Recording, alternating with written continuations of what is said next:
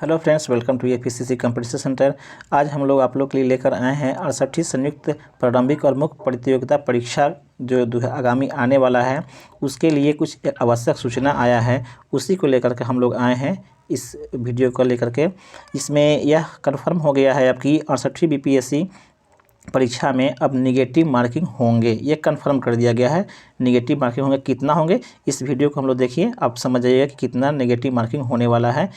पहले जो पूर्व के एग्ज़ाम होते थे 67वीं तक हुआ है जो एग्ज़ाम, उसमें 150 प्रश्न रहते थे जिसका 150 अंक रहता था। आज भी 150 अंक रहेंगे और 150 अंक इनका रहेगा, लेकिन प्रत्येक में निगेटिव मार्किंग अब लागू हो गया है।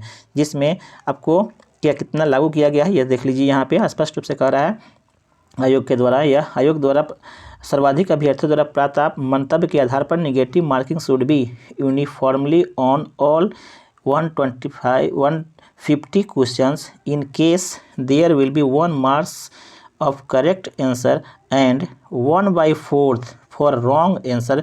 यह नेगेटिव मार्किंग हो गया है। यह आपको कंफर्म कर दिया गया है कि प्रत्येक 150 अंक के लिए 150 प्रश्न के लिए 150 प्रश्न के लिए एक एक आंसर तो एक अंक होंगे, लेकिन प्रत्येक गलत होने पर 1/4 को काट लिया जाएगा। इस तरह से अगर देखा जाए तो प्रत्येक प्रश्न के लिए अभ्यर्थी द्वारा गलत उत्तर अंकित किया गया है तो 1/4 1/4 दंड स्वरूप उसको घटा दिया जाएगा। यही बात हमको बताना था इसके माध्यम से। पीटी के लिए, मेंस के लिए भी कुछ पैटर्न में बदलाव किए गए हैं, यह आपको भी समझने वाला है।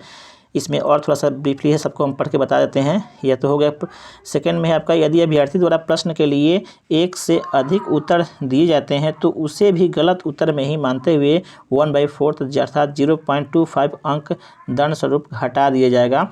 यह समझ लेना है। आगे दे रहा है कि अभ्यर्थी द्वारा प्रश्न के कोई उत्तर अंकित नहीं करते हैं या खाली छोड़ देते हैं, वैसी स्थिति में अंक घटाना देर नहीं होगा, अर्थात वह अंक नहीं काटा जाएगा अगर खाली छोड़ते हैं तो।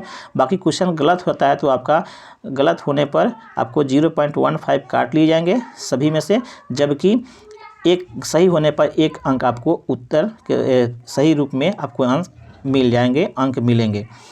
यह हुआ तो आपको मुख्य रूप से पीटी के एग्ज़ाम के लेकर के हुआ, जबकि मेंस में भी बदलाव पैटर्न में कर दिया गया है, ये भी समझने वाली बात है। पीटी की तरह से पूर्व में जो पीटी मेंस होते थे उसमें आपको पूर्व के जो मेंस होते थे उस मुख्य परीक्षा में आपको देख लीजिए, जब पहले का जो मुख्य परीक्षा है उसमें उसका हम बता रहे हैं, उसमें एक समान हिंदी 100 अंक के होते थे 3 घंटे की, और दूसरा समान अध्ययन के जो पद होते थे वह 300 अंक की होती थी, और दूसरा समान अध्ययन की आपको 300 की होती थी। इस तरह से देखा जाए तो यह फर्स्ट वाला जो 100 अंक का है वह आपको उसका अंक नहीं जुड़ता था, लेकिन मेंस में एग्ज़ाम होती थी।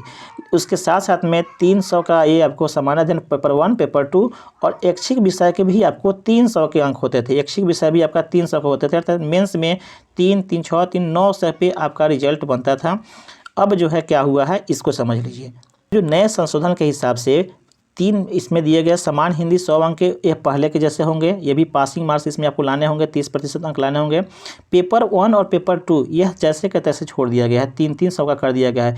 जो पेपर 4 होते थे, जो आपको ऐच्छिक विषय भी रहेंगे, लेकिन एक्स्ट्रा एक और इसमें जोड़ दिया गया है, यह तीसरा नंबर पर कर दिया गया है। निबंध लेखन आपको 300 का कर दिया गया। ये आपको 68वीं बीपीएससी के लिए काफ़ी चेंज कर सकते हैं कि चेंज कर दिया गया है या पैटर्न में बदलाव किया गया है। ये ढंग से समझ लेंगे इसको कि निबंध लेखन इसमें अब जोड़ दिया गया है 300 अंक का, ये भी 3 घंटे का होगा। जबकि जिस तरह से पेपर 1 थे, पेपर 2 ये कंपल्सरी इसके अंक जुड़ते थे। समान हिंदी की आपको पासिंग मार्क्स था, इसका अंक नहीं जुड़ता था। और इसके अलावा ऐसा नहीं है कि वैकल्पिक विषय छोड़ दिया गया, वैकल्पिक विषय भी रखा गया है, वह 100 अंक का रखा गया है। और एमसीक्यू अर्थात मल्टीपल चॉइस क्वेश्चन को रख दिया गया, जबकि पहले वाले वैकल्पिक विषय को ऑलरेडी 300 अंक के होते थे और उसका अंक जुड़ता था, इसका अंक नहीं जुटेगा। ये भी समझने वाली चीज़ें हैं। अर्थात 2 का अंक जुटेंगे, समान पेपर फर्स्ट का अंक जुटेंगे, पेपर सेकंड का जुटेंगे, और निबंध का 3 3 900 हो गया। यहाँ पे आपका 3 से 900 क्वेश्चन आपका 900 का मार्क्स हो जा रहा है। इसके अलावा जो जो अपने ऐच्छिक विषय लेते थे, जिसका ऐच्छिक विषय में आपको कई विषय को लेना पड़ता था, उसमें से किसी एक को चुनना पड़ता था, वह अब 100 अंक का ही उससे आप क्वेश्चन आपका रहेगा और उसका मार्क्स इसमें अब मेगा अंक में नहीं जुटेगा। यह भी बता दिया गया है, सिर्फ वह पासिंग मार्क ही रहेगा। यह भी बात देख लेंगे कि इस प्रकार समान अध्ययन पेपर 1 अध्ययन पेपर 2 और निबंध से प्राप्त अंकों के आधार पर ही मुख्य परीक्षा का मेगा सूची तैयार किया जाएगा। ये समझने वाली बातें हैं, इसलिए यह काफ़ी इम्पोर्टेंट हो जाता है दोनों के लिए। जो एग्ज़ाम पहले से देते आए हैं उनके लिए थोड़ा सा मायूसी होगा, क्योंकि वे वैकल्पिक विषय का पूरी पकड़ रखते थे। पेपर 1 पेपर 2 में अगर नंबर कम भी आते थे तो वे मुख्य रूप से जो उनका मेन विषय होता था ऐच्छिक विषय, उससे नंबर पूरा लेते थे। लेकिन अब थोड़ा सा यह मायूसी उनके लिए हो जाएगा कि समान अध्ययन से ही क्वेश्चन आपको ज़्यादा नंबर लाने होंगे, समान पेपर 1 पेपर 2 से। और जो एक नई चीज़ आ गई है अर्थात निबंध लेखन, उसमें अब लाना होगा। आयोग ने यह स्पष्ट नहीं किया है कि कितने प्रश्न रहेंगे निबंध लेख में, यह स्पष्ट कहीं नहीं किया गया है। आप चाहे तो इसको देख भी सकते हैं, मैं कहीं स्पष्ट नहीं किया गया कितने क्वेश्चन रहेंगे, कितने प्रश्न रहेंगे। फिर भी 5 से 6 क्वेश्चन तो रह सकते हैं, उसमें से आपको दिया जाएगा। यह बाद में स्पष्ट हो जाएगा, यह ध्यान में रखने वाली बात है। तो यही पे हमको बताना था मुख्य रूप से कि पेपर 1 पेपर 2 में 300 का ये हो जाएंगे और मुख्य परीक्षा के निबंध लेखक का अंक जुटेगा।